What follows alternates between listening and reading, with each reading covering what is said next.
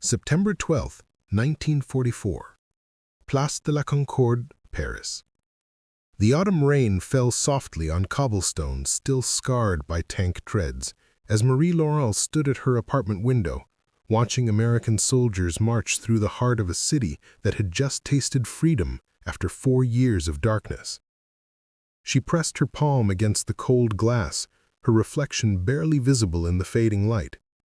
Within 18 months, she would become one of 90,000 French women who would bear children fathered by American soldiers, part of a phenomenon that would reshape an entire generation and challenge everything France believed about itself, about love, and about survival in the ruins of war. Before we jump back in, tell us where you're tuning in from. And if this story touches you, make sure you're subscribed, because tomorrow I've saved something extra special for you. The liberation of Paris on August 25, 1944, marked more than military victory. It signaled the arrival of over 1 million American servicemen who would pass through France between 1944 and 1946. These young men, averaging 23 years old, carried with them not just weapons and supplies, but something French women hadn't seen in years: hope, abundance, and the promise of a world beyond deprivation. Marie was 26, a schoolteacher whose husband Pierre had disappeared into a German labor camp in 1942. She lived with her mother and 7-year-old daughter Claudette in a cramped apartment in the Marais district, where water ran cold when it ran at all, where bread was still rationed to 200 grams per person per day, and where winter meant burning furniture to stay warm. The Germans had taken everything: food, fuel, pride, and for women like Marie, any sense of a future beyond mere survival. The first American she met was Corporal James Miller from Des Moines, Iowa. She encountered him on September 18th outside the bakery on Rue de Rosière, where she waited in a line that stretched around the block. He was handing out chocolate bars to children, real chocolate, not the sawdust and chicory mixture that passed for sweets under occupation. Claudette's eyes went wide when he pressed a Hershey bar into her small hands. Marie tried to refuse, embarrassed by charity, proud despite her hunger. But James smiled, a genuine warmth that seemed impossible after years of cold German efficiency, and said in broken French that children deserved sweetness in a world that had given them only bitterness. That chocolate bar, she would later realize, represented something far more valuable than sugar and cocoa. It represented the vast gulf between American abundance and French deprivation, a gap that would draw thousands of women into relationships they never anticipated. The numbers tell a story that individual experiences can only hint at. Between 1944 and 1946, approximately 90,000 French women gave birth to children fathered by American soldiers. Some historians place the number higher, suggesting that as many as 20,000 additional pregnancies ended in abortion or miscarriage, though exact figures remain elusive given the shame and secrecy surrounding these relationships. These weren't random encounters or simple wartime romances. They represented a complex web of genuine affection, desperate survival, cultural collision, and the profound psychological impact of liberation on women who had endured 4 years of occupation. To understand why so many French women fell in love with or became pregnant by American soldiers requires understanding what those years of occupation had done to French society, particularly to French women. Under German rule, French women had existed in a state of constant fear and deprivation that corroded the soul. The rationing system provided roughly 1,300 calories per day, barely enough for survival, nowhere near enough for health. Women watched their children grow thin and weak. They burned family heirlooms for warmth. They wore shoes with wooden soles because leather had vanished. They mended clothes until the fabric disintegrated. They lived in apartments without heat, without adequate food, without soap, without coffee, without hope. The psychological toll exceeded even the physical suffering.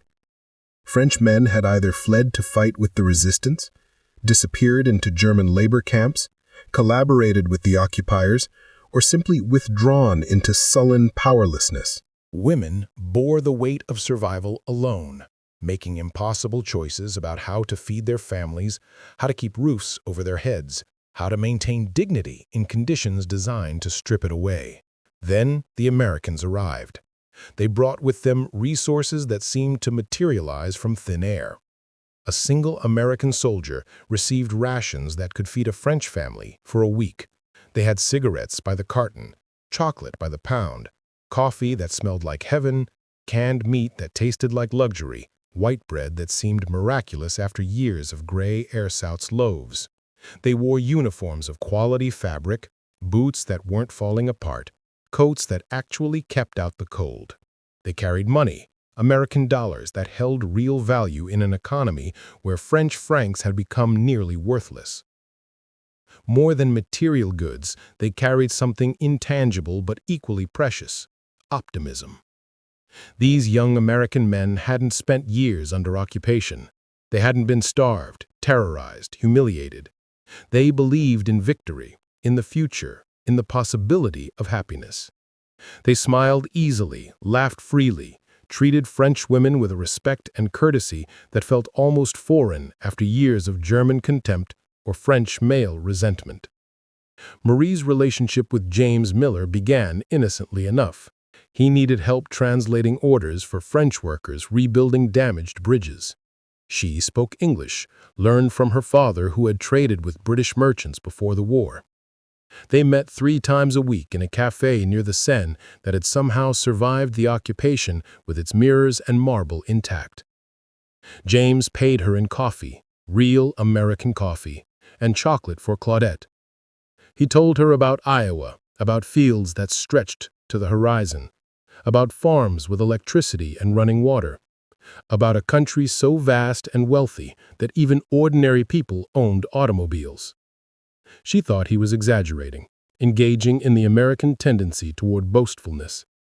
Then he showed her photographs: his family farm with its painted barn, his mother's kitchen with its electric refrigerator, his father's truck parked beside fields of corn that seemed to touch the sky.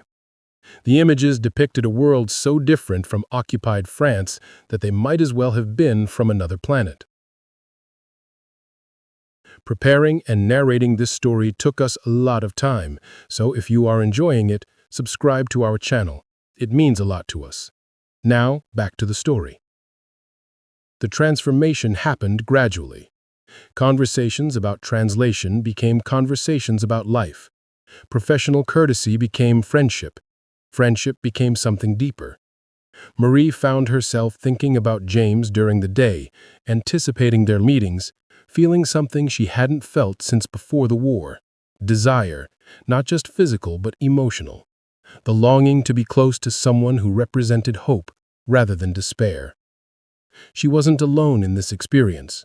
Across France, similar relationships were forming between French women and American soldiers. Some were genuine love affairs. Others were survival strategies dressed in the language of affection. Many fell somewhere in between, complex relationships born from unique circumstances that defied simple categorization. The American military authorities watched these developing relationships with growing alarm.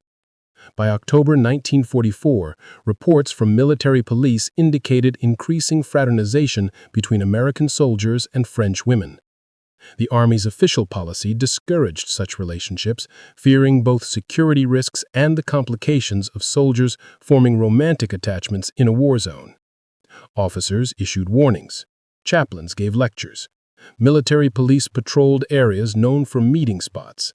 None of it made much difference. Young men far from home, facing possible death, surrounded by women who looked at them as liberators and providers, proved impossible to control.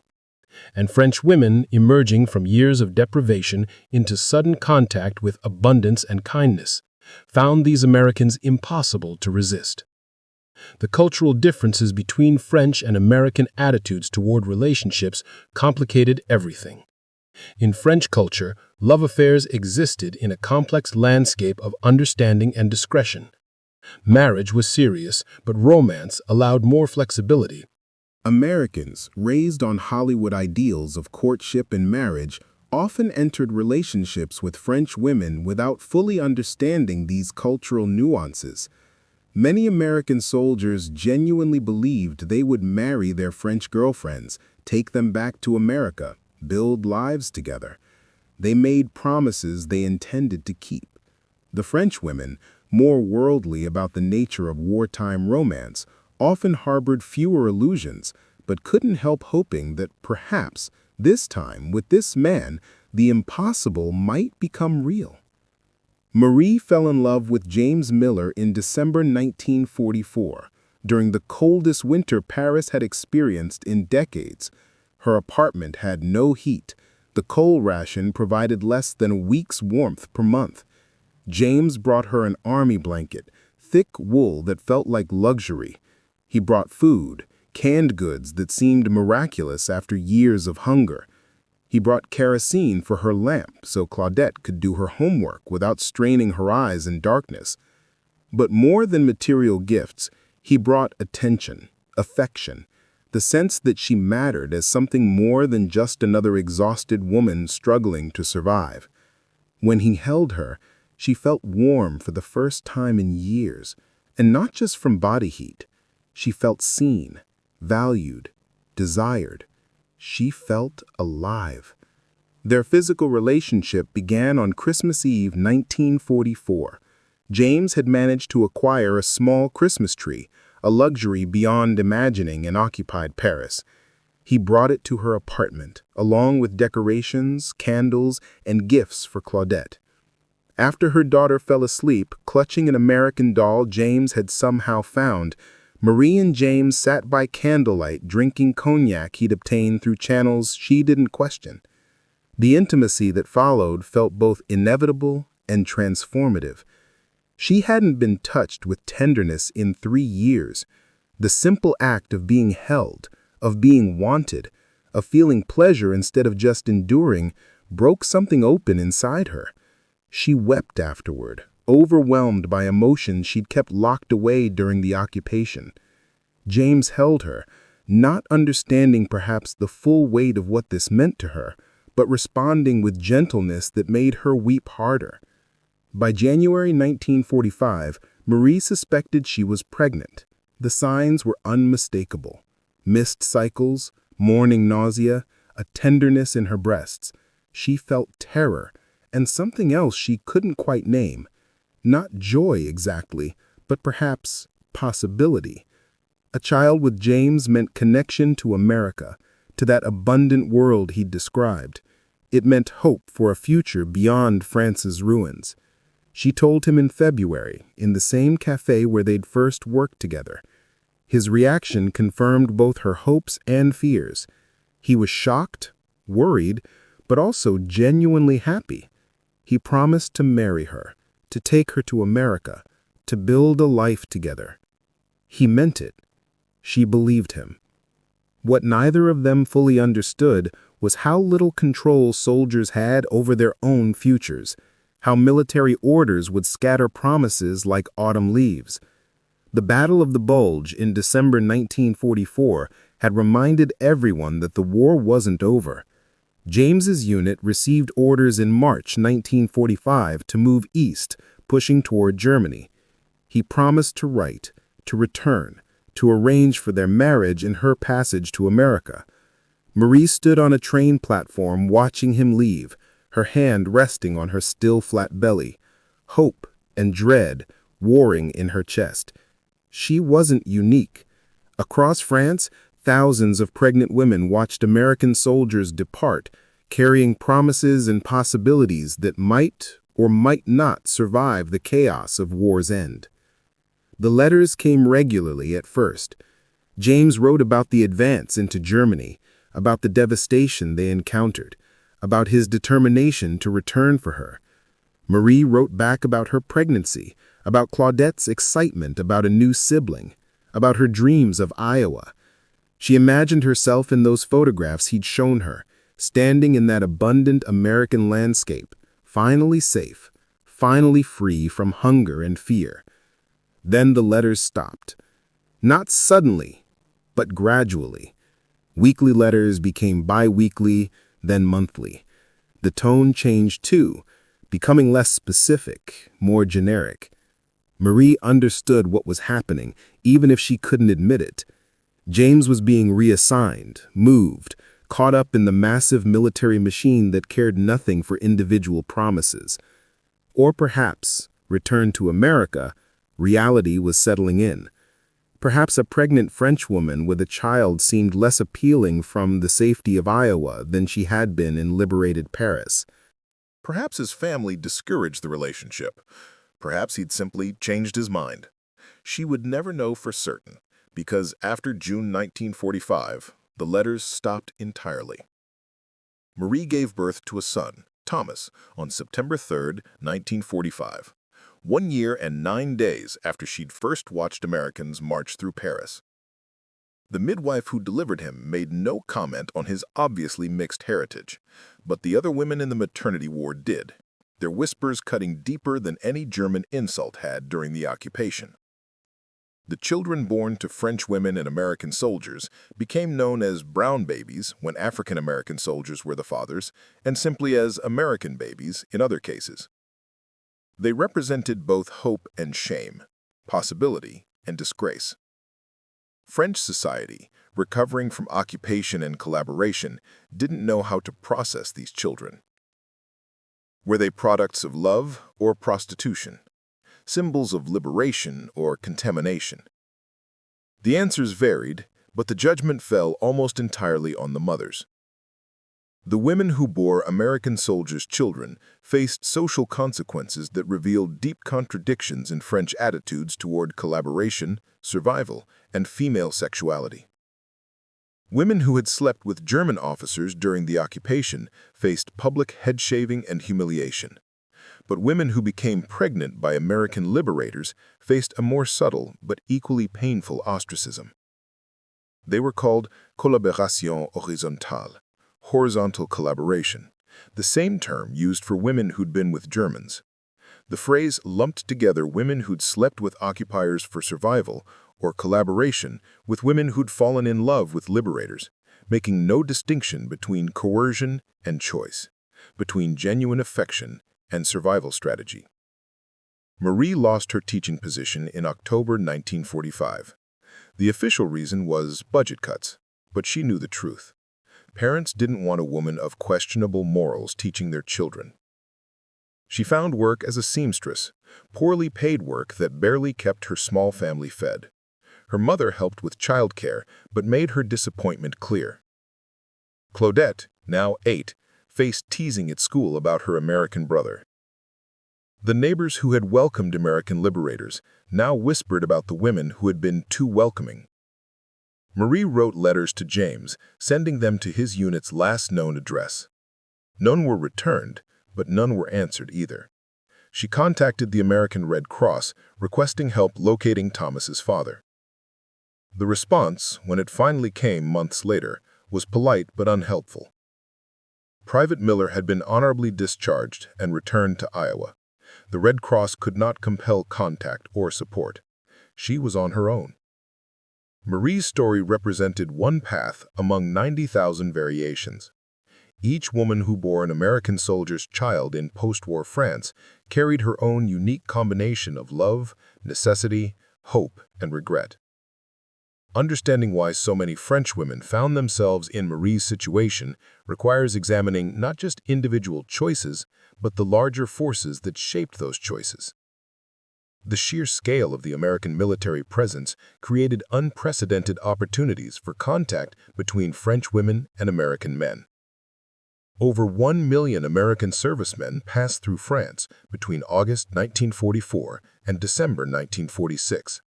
They concentrated in cities like Paris, Marseille, and Le Havre, but smaller units spread throughout the country, from Normandy beaches to Alpine villages. Wherever Americans went, interactions with French civilians followed. And wherever young men and women interact under emotionally charged circumstances, romantic and sexual relationships develop. The contrast between American soldiers and French men returning from war proved stark and consequential. French men who survived German prison camps came home physically and psychologically broken. They had endured years of forced labor, malnutrition, humiliation. They returned to a country devastated by occupation, to families they barely recognized, to wives who had learned to survive without them. Many couldn't work, couldn't provide, couldn't resume the role of family protector and provider they'd been raised to fulfill. The psychological impact of this failure poisoned relationships and entire households. American soldiers, by contrast, appeared strong, healthy, confident. They had won the war. They represented the future. They could offer things French men simply couldn't provide: security, abundance, possibility. The economic dimension of these relationships cannot be ignored without distorting the truth. France in 1945 was economically devastated. The war had destroyed infrastructure, depleted resources, and disrupted production systems. Food remained rationed until 1949. Coal shortages meant most French families endured winters without adequate heat. The black market dominated commerce, with prices far beyond what most families could afford. Into this scarcity walked American soldiers with access to military supplies that seemed limitless.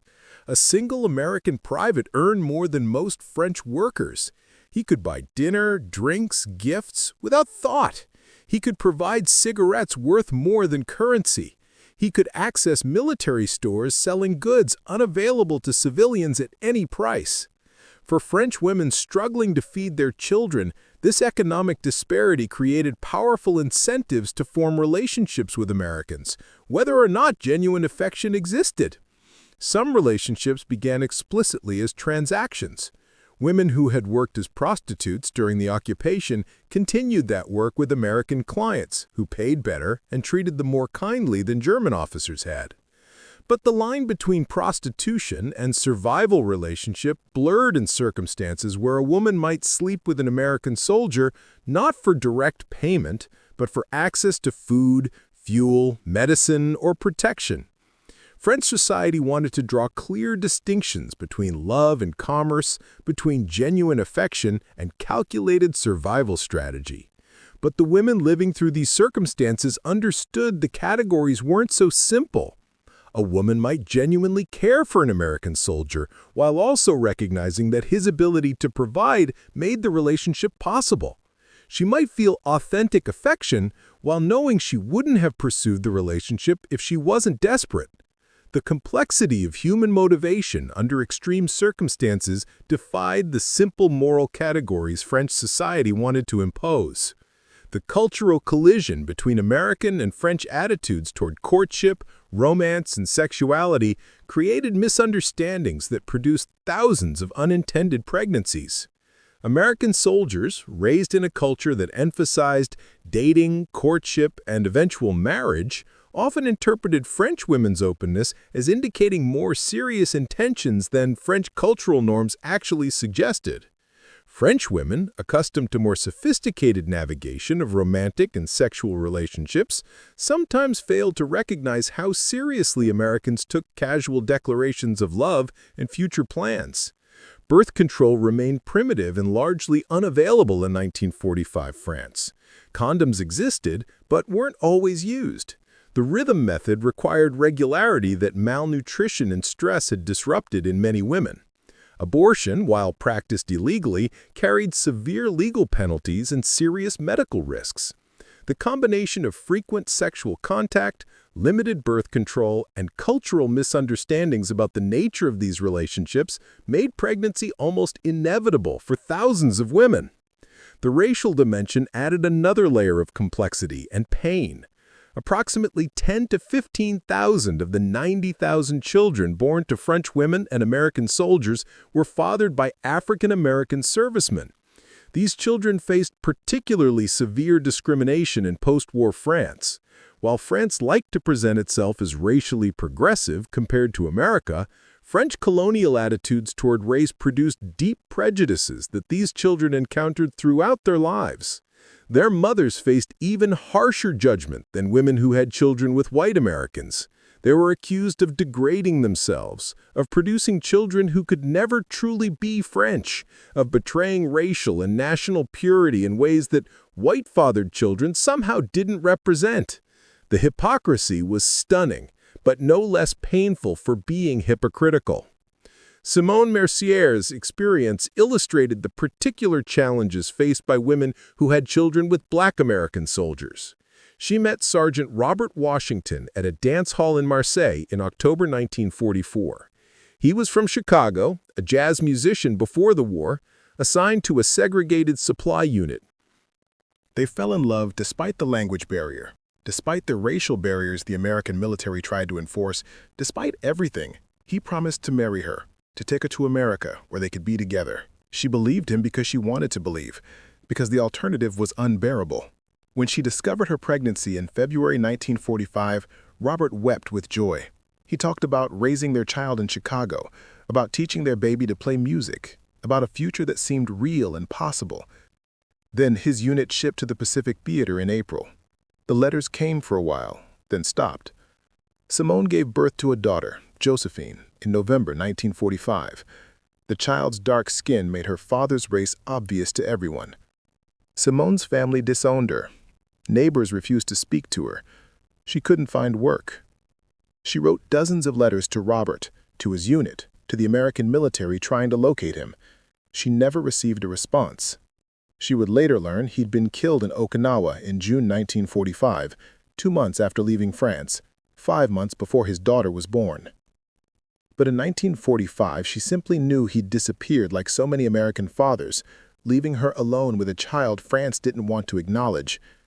The American military's response to this mass pregnancy crisis revealed institutional priorities that valued military efficiency over individual soldiers' responsibilities. The military actively discouraged soldiers from marrying French women, requiring extensive paperwork, commanding officer approval, and bureaucratic delays that often outlasted soldiers' time in France. Officers worried that soldiers married to French women would resist redeployment or discharge. They worried about the financial burden of supporting foreign dependents. They worried about American families' reactions to French wives, particularly women who might have collaborated with Germans during occupation. The military preferred that relationships between soldiers and French women remained temporary, ending when units shipped out or soldiers returned home.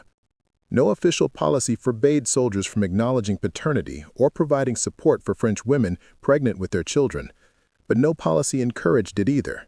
The military provided no mechanisms for French women to pursue American fathers for child support. No databases tracked soldiers' whereabouts after discharge. No legal framework compelled American fathers to support their French children. The burden fell entirely on the mothers. Some American soldiers did try to fulfill their obligations. They arranged marriages despite military obstacles. They sent money to French girlfriends and wives. They navigated the complex immigration system to bring French war brides to America. Between 1945 and 1950, approximately 15,000 French women immigrated to America as wives of American servicemen, many bringing children conceived during the occupation period.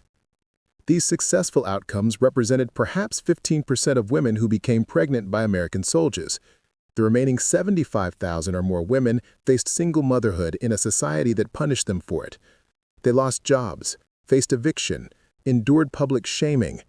Their children grew up with absent fathers and the stigma of illegitimacy. Many women gave up their children for adoption, unable to support them alone. French adoption agencies placed thousands of these children with families in France and abroad, sometimes to America, in an irony that couldn't have been more bitter for mothers who'd hoped to reach America themselves.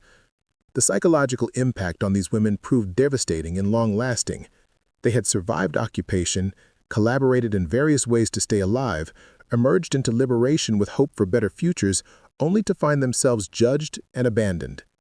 The shame attached to bearing an American soldier's child without marriage created trauma that many women carried for decades. Some never told their children who their fathers were, creating gaps in identity and heritage that affected the next generation. Others told elaborate stories about American fathers who died heroically or been prevented from returning by circumstances beyond their control, protecting their children from the more painful truth that their fathers had simply chosen not to return. The children themselves grew up in complicated positions. They were visible reminders of American liberation, but also of French women's relationships with occupying forces, however different Americans were from Germans. They often faced questions about their heritage, their fathers, their legitimacy. Many grew up wondering about American fathers they would never meet, imagining lives in America they would never live, carrying loss for men who might not even remember their French mothers. Marie raised Thomas as best she could through the austere years of post-war Reconstruction. She never heard from James Miller again, despite continued attempts to locate him through official channels. She eventually stopped looking, stopped hoping, accepted that Thomas would grow up without his father. She told him about James, showed him the few photographs she had, taught him that his father had loved them even if circumstances prevented his return. She didn't know if that was true, but it seemed kinder than alternatives.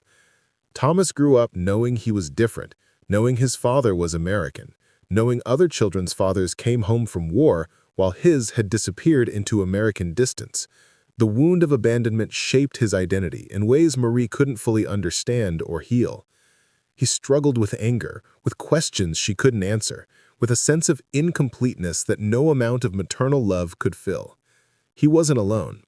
Thousands of children grew up with similar questions, similar wounds, similar searches for fathers who existed somewhere in America but might as well have been on the moon. The broader historical impact of these 90,000 births echoes through generations. The children born to French women and American soldiers in 1945 and 1946 are now approaching 80 years old. Many spent their lives searching for American fathers or paternal relatives. Some succeeded, making contact with American siblings, discovering families who never knew they existed. Others found only closed doors, fathers who died, or families who rejected these unexpected French relations. The advent of DNA testing in recent decades has enabled new searches, connecting some of these now elderly children with American relatives through genetic databases. Support groups exist for French war children, people bound by shared experience of growing up with American fathers who disappeared. They share stories, help each other search, find comfort in community that understands what others cannot. Their existence challenges simplistic narratives about American liberation. They represent unintended consequences, abandoned responsibilities, relationships that crossed cultural and national boundaries with lasting effects that America largely forgot while France struggled to integrate. The story of these 90,000 births cannot be reduced to simple morality tales. These weren't simply stories of soldiers taking advantage of desperate women, though that happened. They weren't simply love stories interrupted by circumstance, though that happened too. They were complex human responses to extraordinary circumstances, shaped by scarcity meeting abundance, despair meeting hope, 4 years of occupation suddenly ending in liberation that brought its own complications. The women who bore American soldiers' children made choices within severely constrained circumstances. Some chose love despite risks. Some chose survival regardless of consequences. Most navigated between those extremes, doing their best in situations with no good options. Judging them from the safety of later decades, from the comfort of peace and prosperity they helped make possible through their survival, serves no purpose. Their experiences reveal truths about war's impact on civilian populations, about gender and power dynamics in military occupations, even by liberating forces, about how material inequality shapes intimate relationships, and about how the burdens of wartime relationships fall primarily on women while men move on. Marie lived until 2003, long enough to see France fully recovered, prosperous beyond anything imaginable in 1945. She watched Thomas grow up, struggle with his identity, eventually marry and have children of his own. She never remarried, never found another relationship that matched even the brief connection she'd felt with James Miller. She kept the photographs, the letters, the few mementos of their time together in a box she rarely opened but never discarded.